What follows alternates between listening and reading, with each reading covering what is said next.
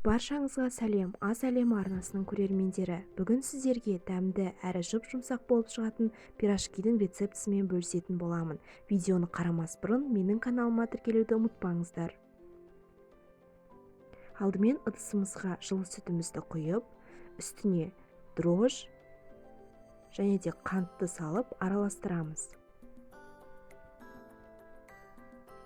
10-15 минутқа бетін жауып қоямыз. 10-15 минут өткеннен кейін үстіне жылы су құямыз және де дәміне қарай тұз салатын боламыз.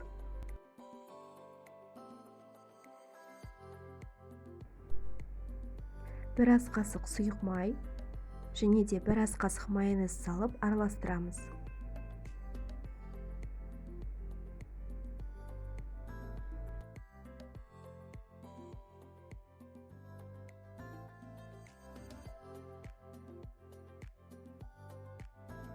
Содан кейін бір тілім майды ерітіп салатын боламыз.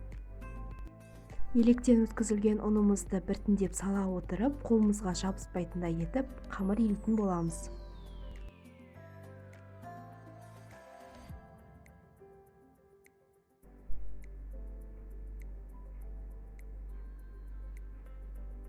Бетін жауып, кемінде 1 сағатқа нанды қойып қоямыз. Қамырымыз ашығанша біз салмасын дайындайтын боламыз. Ол үшін картобымыздың сыртын ашып, осылай тураймыз.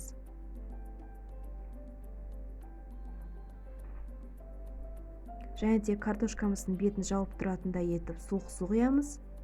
Және де дәміне қарай 1 ас қасық тұз қосатын боламыз. Салмамызға 1 тілім май және де 1 ас қасық сүт қосамыз. Және де езетін боламыз. Одан кейін қуырылған пиязымызды салып, бұрыш саламыз. 1 сағаттан кейін қамырымыз осылай ашып көтеріледі. Одан кейін ол қамырымызды алып, араластырмай, тура сол қалыпта жаямыз да 2-ге бөлетін боламыз. Және де оларды ұсақ дөңгелектерге бөлеміз.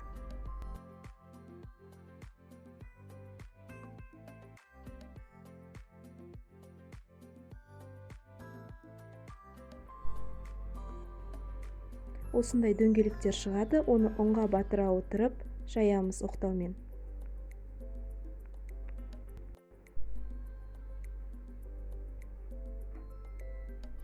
Ары қарай салмасын салып, пирожкиімізді түйеміз.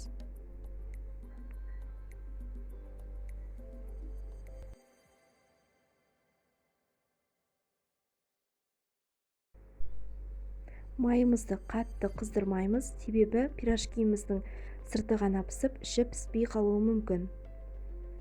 Осылай 2 жағын жеке-жеке қуырып аламыз.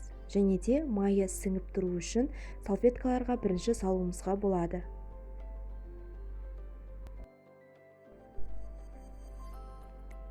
Міне, осындай жұп-жұмсақ дәмді пирожкилер шығады. Жасап көріңіздер.